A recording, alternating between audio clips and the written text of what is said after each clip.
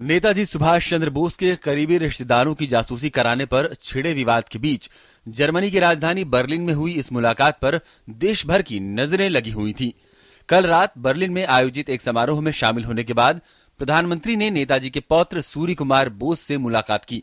बोस ने प्रधानमंत्री से मांग की कि नेताजी से जुड़ी सभी गोपनीय फाइलों को सार्वजनिक किया जाए। मुलाकात के बाद बोस ने कहा कि पीएम ने उन्हें इस मामले को ठीक से देखने का भरोसा दिया है। He will make a decision. I mean, he will try his best to open them up because he himself has not yet seen any of those files. So he cannot, judge what the contents are like, what they could be. So, I mean, it was a very honest answer, I must say, and he at least promised to look into it and try his best to do something about it. उन्होंने नेहरू सरकार की आलोचना करते हुए कहा कि ये हैरान करने वाला है कि स्वतंत्र भारत की पहली सरकार ने नेताजी के परिवार की जासूसी की थी। उन्होंने सच सामने लाने के लिए एक जांच आयोग के गठन की वकालत की। नेताजी के परिवार के बाकी सदस्यों ने भी इस मुलाकात और पीएम के भरोसे पर खुशी जताई है। I'm sure the family is extremely happy that the Prime Minister spared about 10 or 15 minutes to meet my nephew, Amirnath Bose's son, Surya Kumar Bose.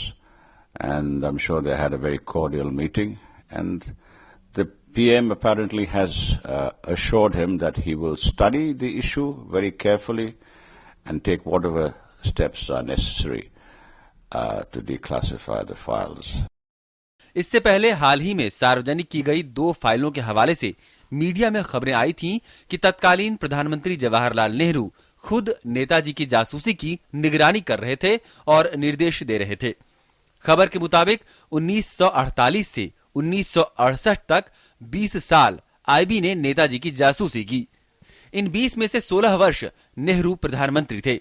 इस पत्र के मुताबिक 25 नवंबर 1957 को नेहरू ने तत्कालीन विदेश सचिव सुबिमल दत्त को पत्र लिखकर नेताजी सुभाष चंद्र बोस के भतीजे अमिया बोस के जापान दौरे के बारे में जानकारी मांगी थी। कुछ समय पहले प्रधानमंत्री कार्यालय ने एक आरटीआई के जवाब में नेताजी से जुड़ी गोपनीय फाइलों को सार्वजनिक करने से मना कर दिया था और कहा था कि ऐसा करने से दूसरे देशों के साथ रिश्ते प्रभावित होंगे। मंगलवार को नेताजी के रिश्तेदारों ने कोलकाता में एक रैली निकालकर नेताजी को याद किया और उनसे जुड़ी फाइलें सार्वजनिक करने की मांग की।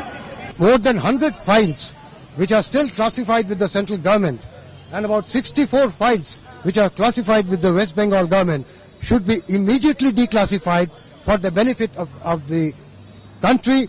महान स्वतंत्रता सेनानी, आजाद हिंद फौज के संस्थापक और कांग्रेस के अध्यक्ष रहे नेताजी की मौत पर आज भी रहस्य बना हुआ है। कहा जाता है कि 18 अगस्त 1945 को ताइवान में एक विमान हादसे में नेताजी की मौत हो गई थी, लेकिन उनके समर्थक इस बात पर विश्वास नहीं करते। अब जबकि पूरे मामले पर पीएम ने खुद गौर करने का भरोसा दिया है, तो माना जा सकता है कि जल्द ही सच सामने आ जाएगा। बर्लिन से सुधाकर दास और अजय मिश्र के साथ डीडी न्यूज।